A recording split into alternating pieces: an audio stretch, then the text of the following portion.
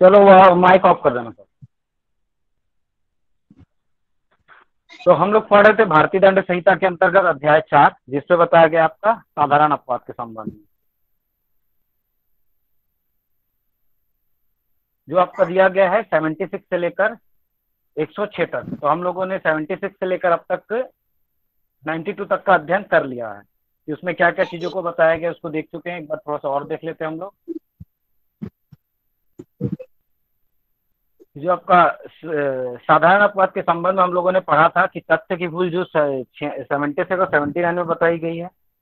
अगर तथ्य की भूल की वजह से कोई अपराध होगी तो वो क्या होगा, आपका साधारण अपवाद के तहत आएगा, वो अपराध की श्रेणी में नहीं माना जाएगा। फिर किसी न्यायालय के द्वारा या न्यायालय के अनुक्रम में कोई न्यायिक कृत्य किया जाता है, जो 77 और 78 के द्वारा बताया गया है, 77 और 78 के द्वारा, तो उसके द्वारा जो भी कृत्य होगा वह अपराध की श्रेणी में नहीं आएगा। फिर आपका धारा 80 में बताया गया है दुर्घटना जनित कृत्य के संबंध में कि यदि कोई कार्य अगर सद्भावपूर्वक किया जा रहा है और दुर्घटनावश को हो जाए तो वहां पे क्या होगा, आपको साधारण अपवाद का बचाव मिल जाएगा। फिर हमने पढ़ा था 81 में आवश्यकता के आधार पर, आवश्यकता के आधार पे की चीजों को देखे थे कि अगर आवश्यकता के आधार पे आवश्यकता के सिद्धांत को समझे थे। फिर हमने देखा था कि 82 और 83 में शैशव अर्थात बालक जो 7 वर्ष से कम आयु का है वो पूर्णतः किसी भी कार्य को करेगा, अगर वो अपराध की श्रेणी में भी आएगा तब भी क्या होगा, वह पूरी तरह से अपराध से छूट प्रदान की जाएगी। उसी तरह फिर हमने आगे देखा था विकृत चित्तता के बारे में, जो आपका बताता है 84, 85 और 86, जिसमें आपको बताया कि विकृत चित्तता की स्थिति में क्या होगा कि विकृत चित्त व्यक्ति के द्वारा किया गया कार्य अपराध की श्रेणी में नहीं आएगा। क्यों? क्योंकि वह उसकी प्रकृति को समझने में असमर्थ होता है, इसलिए। फिर हमने पढ़ा था मत्तता और स्वैच्छिक मत्तता। तो एक जो मत्तता के बारे में पढ़ा था हमने 85 में, वो थी कि जब आपको ज्ञान के बिना और आपकी इच्छा के विरुद्ध कोई ऐसी चीज का सेवन करा दिया जाए जिससे आपको किसी प्रकार का नशा हो जाए या मत्तता की स्थिति आ जाए, तो उस आधार पर आपका कोई कार्य होगा वह क्या आएगा, अपराध की श्रेणी में नहीं आएगा। फिर हमने पढ़ा था स्वैच्छिक मत्तता, जिसको 86 में बताया गया है कि वहां यदि आप स्वैच्छिक मत्तता की स्थिति में हैं, लेकिन अगर आप विशेष ज्ञान और आशय के बिना जब करते हैं कार्य को, तभी आपको इसका अपवाद का बचाव मिलेगा, अन्यथा नहीं मिलेगा। फिर हमने पढ़ा था 87 से लेकर 90 में सम्मति से कारित अपराधों के संबंध में या फिर सम्मति से बचाव के संबंध में, कि जब आप किसी कार्य की हानि के लिए अपनी सम्मति दे देते हैं तो उस सम्मति को आगे आप इसके लिए नहीं दोहरा सकते कि उससे आपको हानिकारित हुई है। अर्थात आपने एक पूर्व में जब आपने सहमति दे दी तो अब वो जो भी हानि होगी उसके लिए आप क्या है, पूरी तरह सक्षम होने चाहिए। तो ये जो सम्मति का बचाव है वो टॉट के एक magazine voluntary not for injuria के तहत है कि आपके द्वारा की गई हानि के लिए आपको क्या है, उपचार का अधिकार नहीं होता है। फिर हमने पढ़ा बिना सम्मति से कारित 92 के तहत कि जब सद्भावपूर्वक कृत्य कोई कर रहा हो और आपकी जो उस व्यक्ति की सम्मति ना ली जा सके तो क्या स्थिति होगी, तब क्या होगा कि जो भी व्यक्ति सद्भावपूर्वक उस कार्य को कर रहा है तो वो बिना सम्मति के भी उस कार्य को करेगा, और उससे अगर कोई अपराध भी घटित होता है तो वहां पे क्या होगा कि उसको वो छूट प्रदान कर दी जाएगी। फिर जो आपका आगे की है जो धाराएं जो 93, 94 और 95 है, तो अब आज हम पढ़ते हैं 93, 94 और 95 के संबंध में। तो धारा 93 आपकी बताती है सद्भाव पूर्वक दी गई संसूचना। ठीक है, तो ये सद्भाव पूर्वक दी गई संसूचना का अर्थ क्या होता है? सद्भाव पूर्वक को आप समझ चुके हैं, यह धारा 52 में बताई गई है, जिसमें उचित सतर्कता हो, सावधानी हो, ठीक है, और विश्वास करने का कारण हो, तो वो सद्भाव पूर्वक कहलाता है।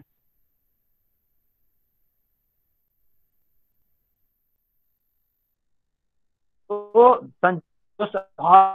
सद्भाव पूर्वक दी गई संसूचना के आधार पे इन बातों को समझा जा सकता है कि यदि आपको कोई सूचना प्राप्त हो और उस सूचना से आपका नुकसान हो रहा है या उस सूचना के प्राप्त करते ही आपको किसी प्रकार का नुकसान हो जाता है, तो उस एवज में या उस आधार पे आप सामने वाले पर क्या है, अपराध कायम नहीं कर सकते हैं या सामने वाले ने कोई अपराध नहीं किया। इसको एक उदाहरण से समझते हैं कि यदि कोई डॉक्टर आपकी टेस्ट रिपोर्ट, आपके ब्लड टेस्ट रिपोर्ट या आपके जो भी फिजिकल टेस्ट जो हुए हैं उनके रिपोर्ट्स के आधार पे आपको बता दे कि आपको इस प्रकार की बीमारी है, और उस बीमारी का नाम सुनते ही यदि आपकी मृत्यु हो जाती है या आपको किसी प्रकार का आघात पहुंचता है, तो इस कार्य के लिए जो आपका डॉक्टर है या जो भी व्यक्ति है, वह अपराध के वह उस कृत्य के लिए अपराध की श्रेणी में नहीं आएगा, अर्थात कि वह उसने जो आपको सूचना दी है उससे वह कोई अपराध कृत्य नहीं करता, भले ही उससे क्या आपको कोई हानि हो जाए। तो इसी चीज को हम समझते हैं आगे कि धारा 93 कहता है सद्भाव पूर्वक दी गई संसूचनाएं, सद्भाव पूर्वक दी गई संसूचनाएं उस हानि के कारण अपराध नहीं है जो उस व्यक्ति को हो जिससे वह दी गई है, यदि वह उस व्यक्ति के फायदे के लिए दी गई हो। तो ये क्या कहता है कि सद्भाव पूर्वक अर्थात आपने बिना किसी द्वेष के और बिना किसी आशय के बिना किसी शासय के, ठीक है, कि कोई आप ऐसी सूचना देते हो जिस सूचना से उस व्यक्ति को हानि हो, है ना, कि आपकी सूचना से क्या है उसको कोई ना, या आप उस सूचना के माध्यम से क्या उसको किसी हानि के बारे में बताने वाले हो। तो ये सामान्यतः डॉक्टर्स के संबंध में समझ सकते हैं कि जब डॉक्टर किसी रिजल्ट को देखकर यह बताता है कि आपको किसी भी किस्म की बीमारी है, चाहे वो गंभीर किस्म की हो या सामान्य किस्म की, और उस बीमारी की वजह से अगर किसी प्रकार की आपको हानि होती है, तो वह क्या, वह व्यक्ति जो होगा वह अपराध की श्रेणी में नहीं आएगा। क्यों? क्योंकि उन्होंने जो भी संसूचना दी है वह संसूचना क्या है, उस व्यक्ति के फायदे के लिए। तो इसको हम ऐसे समझ सकते हैं कि यदि एक व्यक्ति है, जैसे एक डॉक्टर है, उसने एक व्यक्ति को कहा कि आपको किसी प्रकार का रोग है या आपको जैसे कैंसर है, तो वह व्यक्ति उस चीज को ग्रहण किया, उस सूचना को, और उसके इस फायदे के लिए थी कि आपको इस प्रकार की बीमारी है, तो इस बीमारी का निराकरण के लिए आपको जो भी प्रोसीजर वो फॉलो करना है। अब वह सूचना उस व्यक्ति को मिल गई और वह सूचना जाके अपने घर वालों को बताता है, और उस घर में कोई ऐसा व्यक्ति हो जो बहुत ज्यादा उससे फिजिकली मेंटली कनेक्टेड हो, जैसे उसकी माता, उसकी पत्नी, उसके पिता, उसका भाई, उसका बहन, ठीक है। तो ऐसी सिचुएशन में अगर अन्य व्यक्ति को इस बात को सुनते ही साथ अगर किसी प्रकार का आघात आ जाए, किसी प्रकार का उनको भी कुछ आघात हो जाए, स्ट्रोक आ जाता है जिस प्रकार सुनते ही, या मानसिक तौर पे या शारीरिक तौर पे, तो यहाँ पे जो उन्होंने सूचना जो प्रदान की थी, तो उस सूचना के लिए जो व्यक्ति है या वो डॉक्टर है, उसको क्या है, अपराध की श्रेणी में नहीं लाया जाएगा। तो सद्भाव पूर्वक दी गई सूचनाओं को, संसूचनाओं के आधार पर कोई भी अपराध कारित नहीं किया जा सकता। तो अब इसका हम दृष्टांत को समझने का प्रयास करते हैं कि कहता है कि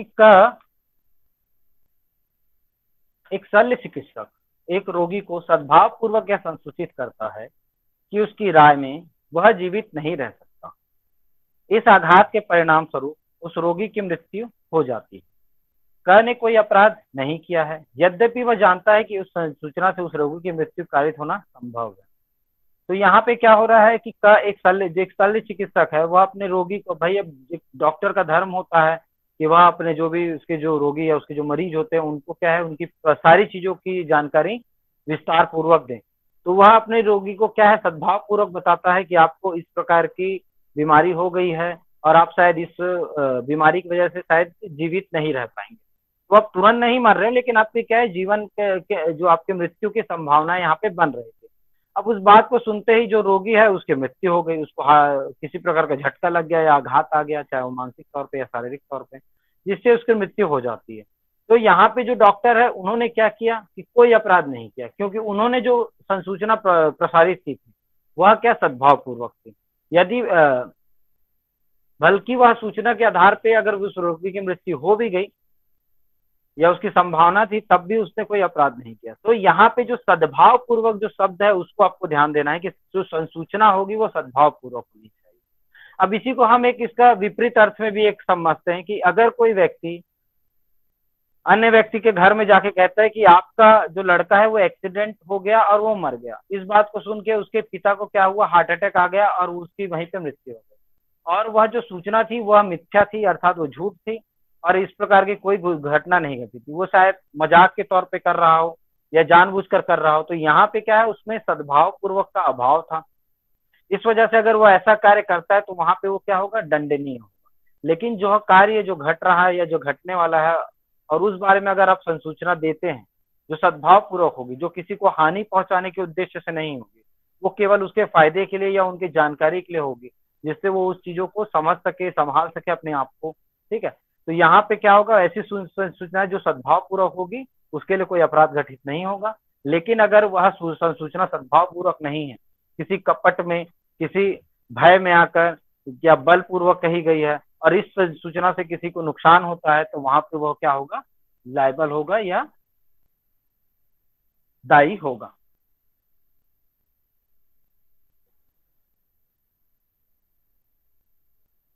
ठीक है, तो ये जो आपका जो संसूचना का वाला जो आपका जो 93 वाली जो धारा है, वो भारतीय दंड संहिता में रखने का कुछ ये भी वजह हो सकती है। इसके संबंध में हम यह कह सकते हैं कि कोई व्यक्ति जो होता है, अब उसको पता है कि वह मरने वाला है, अगर कोई उसको व्यक्ति बता दे कि डॉक्टर जैसे बता दे कि आपको इस प्रकार का रोग हो गया है, तो आपकी जीवन जो है वो कुछ समय के लिए ही शेष बची हुई है। और इस अवधारणा को इसलिए लाया गया कि क्या है कि जो व्यक्ति है, तो वह क्या अपना, उसको पता चल गया कि उसके जीवन के कुछ दिन शेष है, तो क्या है वो अपना जो बाकी का शेष जीवन है उसको वो बाकी कुछ चीजों को अच्छे से जी सके, या वो अपनी जो इच्छाएं उनकी पूर्ति कर सके, या वो अपने जो परिवारजनों के लिए कुछ जो संपत्ति है या जो भी उसकी धन संपदा है उसका आसानी से वितरण कर सके, अपनी वसीयत बना सके, वो और कोई दान धर्म का कार्य कर सके, या जो भी हो, जो उसको लगता है कि अब उसके जीवन में अगर कुछ ही समय शेष बचा है तो उस समय काल को पूर्णतः जी सके। या साथ ही साथ वो जो उसके जो लौकिक कर्तव्य होते हैं, जैसे किसी व्यक्ति को पता चल गया और उसकी बेटी की शादी नहीं हुई है, तो उसको पता है कि इतने का समय का ही उसके पास, इतना ही समय उसके पास शेष बचा है, तो उस समय में क्या है वो अपनी बेटी का विवाह कर सके, जिससे उसको एक क्या लौकिक लौकिक शांति मिले, या अपने जो इसकी जो रिस्पॉन्सिबिलिटी या कर्तव्य होते हैं उनसे वो उनको वो पूर्ण कर सके और उन बंधनों से वो मुक्ति पा सके।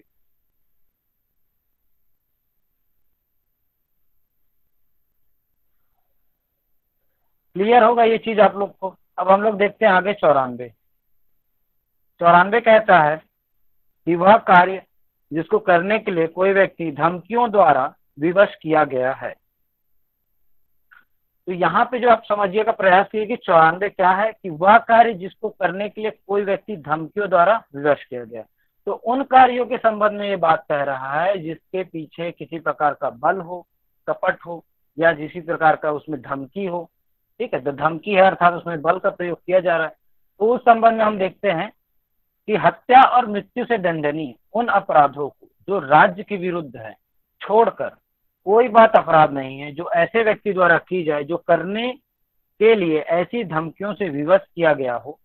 जिनसे उस बात को करते समय उसको युक्तियुक्त रूप से यह आशंका कारित हो गई हो कि अन्यथा परिणाम यह होगा कि उस व्यक्ति की तत्काल मृत्यु हो जाए,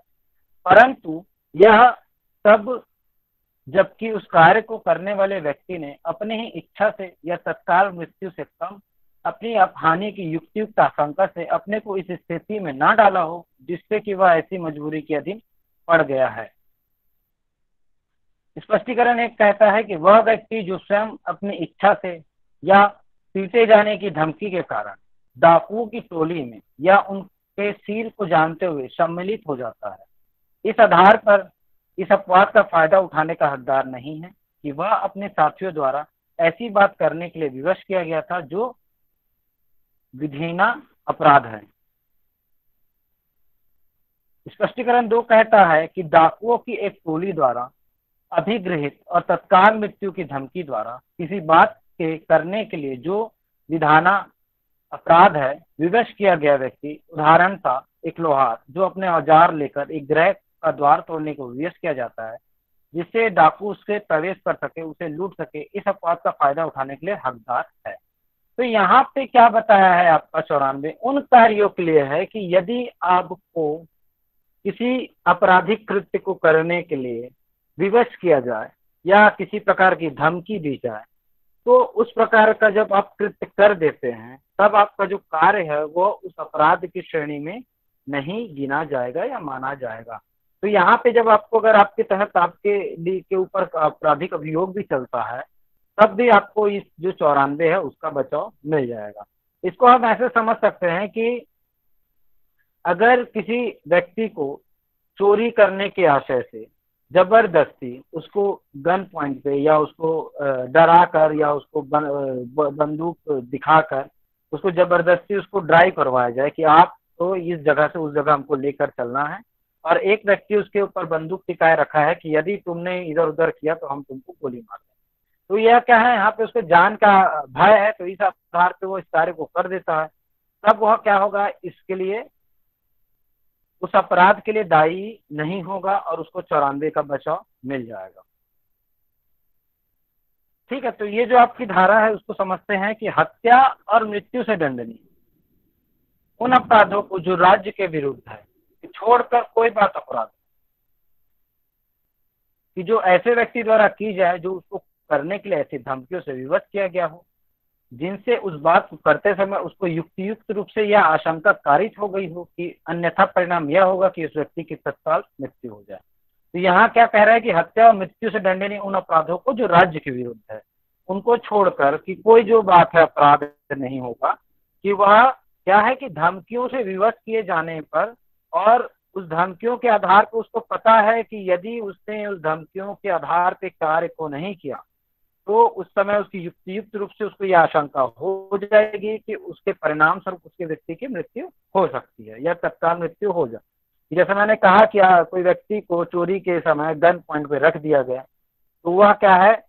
उस कार्य को कर देता है, तो उससे क्या होगी कि उसको अपनी मृत्यु की आशंका बनी थी। इस वजह से क्या होगा, वह व्यक्ति को 94 का लाभ मिल जाएगा और वह उसका अपराध के दोषी नहीं होगा। परंतु क्या कहता है कि परंतु यह तब जबकि उस कार्य को करने वाले व्यक्ति ने अपनी ही इच्छा से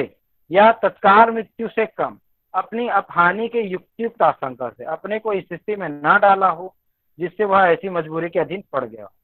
ठीक है, तो ये जो दूसरा परंतु खंड है वह क्या है, अपनी ही इच्छा से या तत्काल मृत्यु से कम, जब क्या है वह अपनी इच्छा से उस चीज को करने के लिए दायी हो और जो वह कार्य कर रहा है उसमें क्या है तत्काल मृत्यु की आशंका कम है कि उससे तत्काल मृत्यु की बल्कि उसमें मारपीट या उसको और भी हानि की अपहानि की युक्ति की आशंका होगी, लेकिन क्या मृत्यु की आशंका नहीं है कि जो उसको उसने अपने आप को खुद से तो वह ऐसी मजबूरी के अधीन पड़ गया है, तब उसको क्या मिलेगा, इसका लाभ नहीं मिलेगा। तो इसको और आगे समझने का प्रयास करते हैं कि जो 94 है वो कहता है व्यवस्था के अधीन किए गए कृत्यों के लिए संरक्षण को बताया गया है। तो लेकिन इसके साथ यह शर्त बताई गई है कि व्यवस्था में तत्काल मृत्यु का भय विद्यमान होना चाहिए, ना कि भावी मृत्यु की धमकी या भय,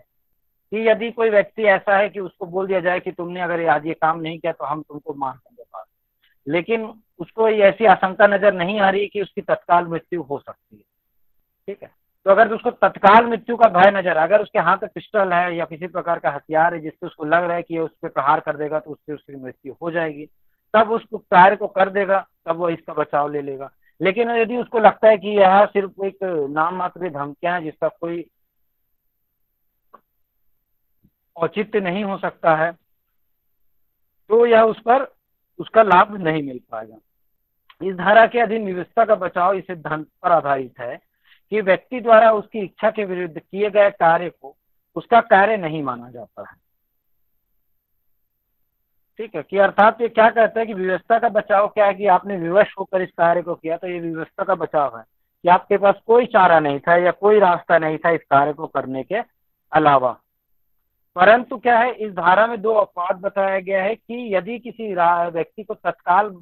मृत्यु का भय दिखाकर किसी अन्य व्यक्ति की हत्या करने का या राज्य के विरुद्ध मृत्युदंड से दंडनीय कोई अपराध करने के लिए विवश किया गया हो और इस व्यवस्था के कारण वह उक्त दोनों में से कोई अपराध कर बैठता है, तो उसे धारा 94 के अधीन व्यवस्था का बचाव नहीं मिलेगा।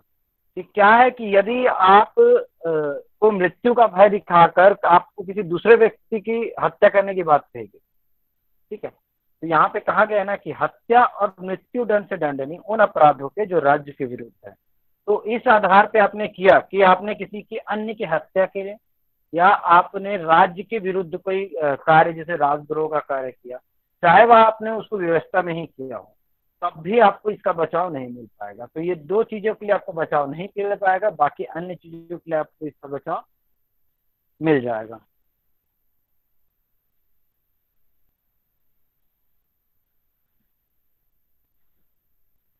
तो आपको इस पे केवल ये याद रखना है कि विवशता का बचाव केवल उसी परिस्थिति या स्थिति में मिलेगा जब मृत्यु का तत्काल भय हो, जो भय हो या जो भय जो है तत्काल हो या उसी समय हो, या तो उसको हम या जो पूर्व में दी गई धमकी या बाद में दी गई मार डालने की धमकी, इस आधार पे बचाव का आधार नहीं हो सकती है। तो केवल आपको इतना जानना है। तो इसके जो कुछ आवश्यक तत्वों को हम समझने का प्रयास करते हैं कि यह कि व्यक्ति ने स्वयं को इस परिस्थिति में न डाला हो जिससे विवशता उत्पन्न हुई हो। ठीक है, पहला तो है कि विवशता का आधार आपको अगर लेना है तो आपने ऐसी परिस्थितियों में खुद को स्वयं नहीं डालना है, ठीक है, जानबूझकर या, ठीक है। दूसरा है उसे अपराध कारित करने के लिए, विवश करने के लिए जो भय दिखाया गया है वह तत्काल मृत्यु का भय होना चाहिए। तो जो भी जो उसको कृत्य करने की बात कही गई है वो तत्काल के लिए होना चाहिए। तीसरी बात है कि कृत्य ऐसी परिस्थितियों में कारित हो कि उसे किए बिना कोई अन्य विकल्प ना हो या कोई चारा ना हो, कि जब आपको कोई रास्ता नहीं है तभी आपको इस कार्य को करना ही है, तभी आपको इसका बचाव मिलेगा। अब समझते हैं स्पष्टीकरण एक को, कि वह व्यक्ति जो स्वयं अपनी इच्छा से या पीटे जाने के धमकी के कारण, ठीक है, एक व्यक्ति की बात कह रहा है जो अपनी इच्छा से है या तो अपनी इच्छा से है या वो बोल रहा है कि उसको क्या है, मार के डर की वजह से या पीटे जाने की धमकी के कारण कि हम आपको मार देंगे, पीट देंगे, ठीक है, जान से मारने की बात नहीं है। तो डाकुओं की टोली में उनके शील को जानते हुए सम्मिलित हो जाता है कि वो डाकुओं की टोली अर्थात उनके शील को मतलब उनके चरित्र को जान रहा है कि डाकुओं का काम क्या है, उनकी टोली का कार्य क्या है, और उसमें क्या है वो उसमें शामिल हो जाता है। तो उसको इस आधार पर इस अपवाद का फायदा उठाने का हकदार नहीं है कि वह अपने साथियों द्वारा ऐसी बात करने के लिए विवश किया गया था जो विधिना अपराध है, ठीक है। तो अब यह नहीं कह सकता कि वह अपने साथियों के द्वारा विवश किए जाने पर उस कार्य को किया था और उसको 94 का बचाव चाहिए, ठीक। लेकिन जब आप स्पष्टीकरण 2 पढ़ेंगे तो आपको समझ आएगा कि डाकुओं की एक टोली द्वारा अभिगृहित और तत्काल मृत्यु की धमकी द्वारा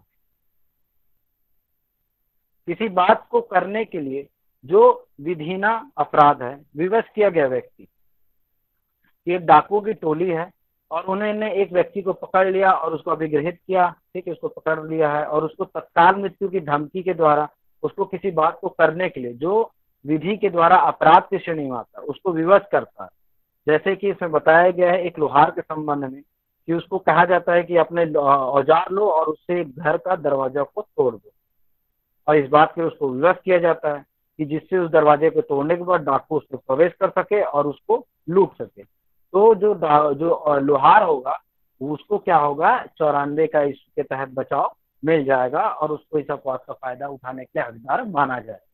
तो जो भी कार्य व्यवस्था पूर्वक किया जाएगा जिसको उसके तत्काल मृत्यु का भय हो, तब ऐसी परिस्थितियों में उसका इसका आधार प्राप्त किया जा सकता है या उसको इस अपवाद का लाभ मिल सकता है।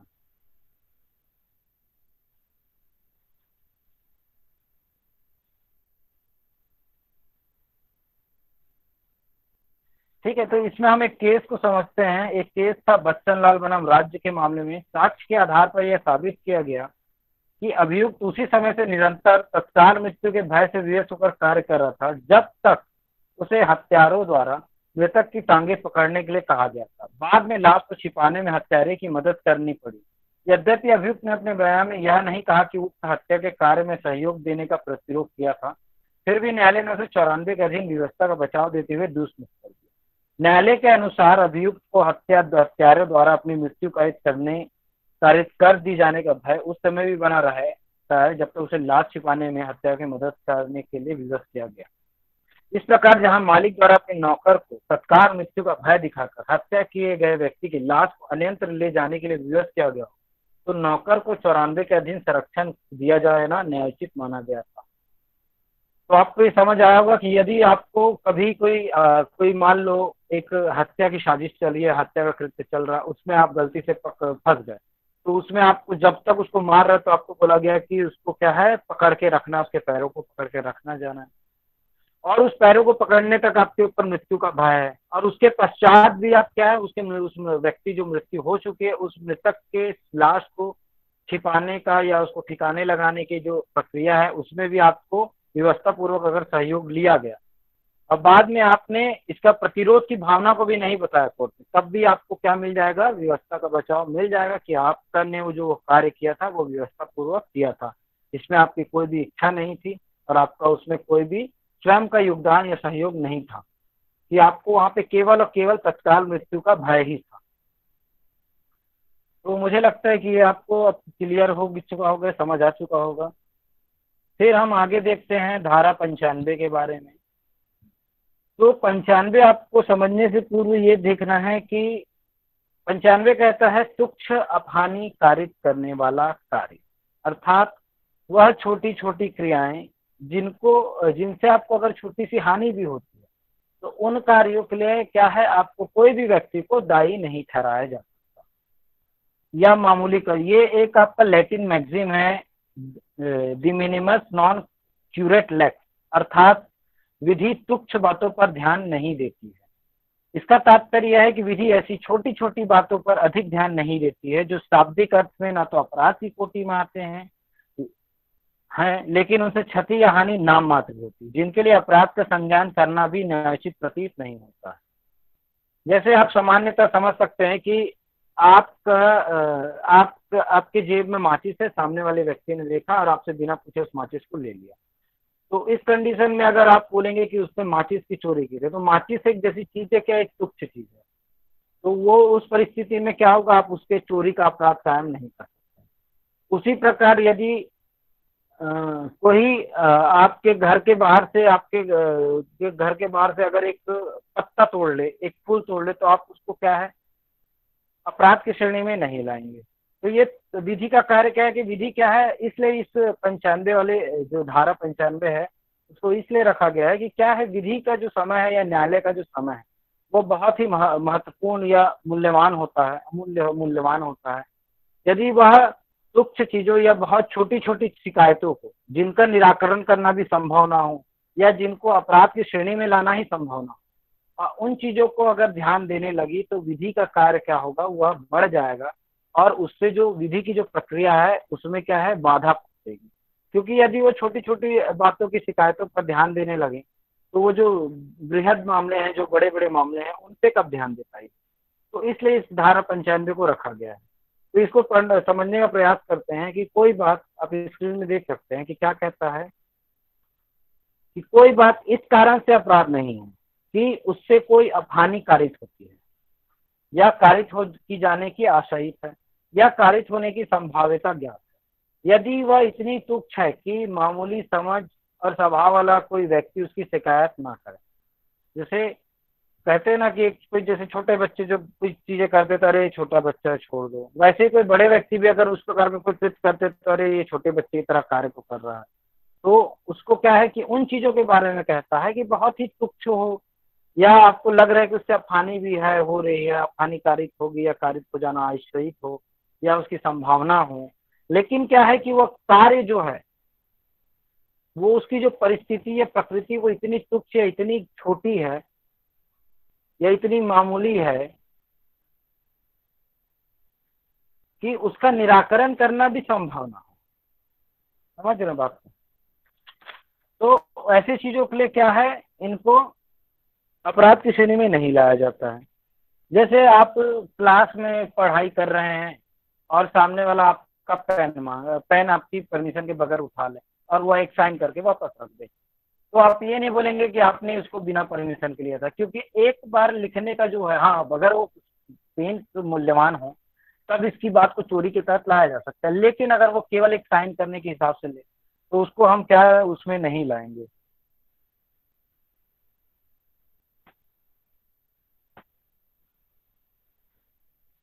इसमें एक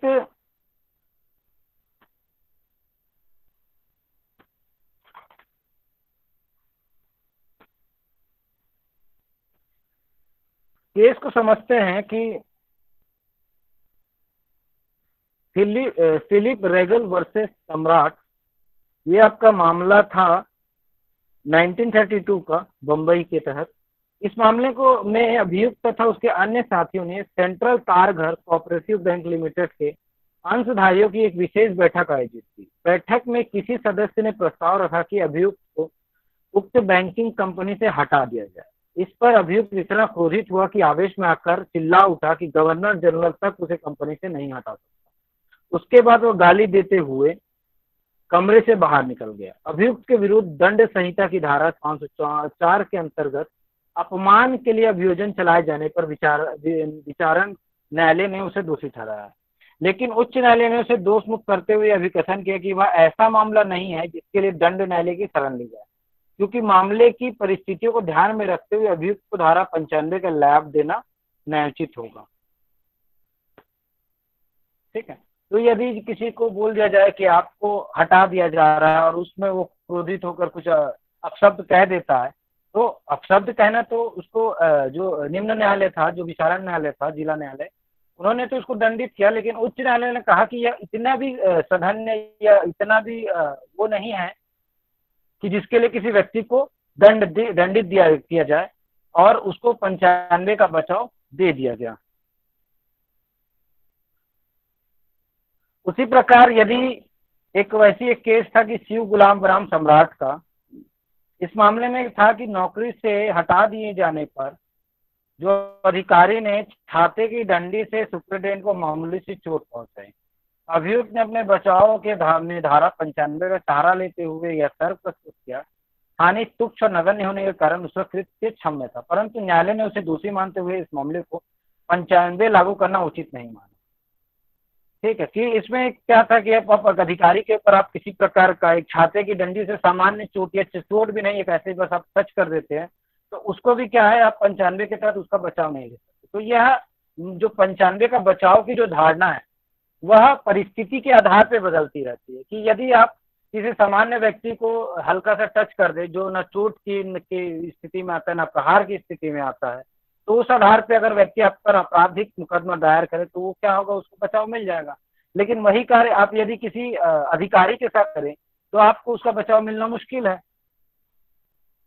तो ये आपकी चीजें थी जो 76 से लेकर 95 तक में बताई गई थी, जो साधारण अपराध को बताती है। इसके आगे की चीजें जो 96 से लेकर 106 में प्राइवेट प्रतिरक्षा या प्राइवेट डिफेंस की बातों को बताया गया है, जिसके तहत आपको शरीर की, संपत्ति की, किसी शिशु की, किसी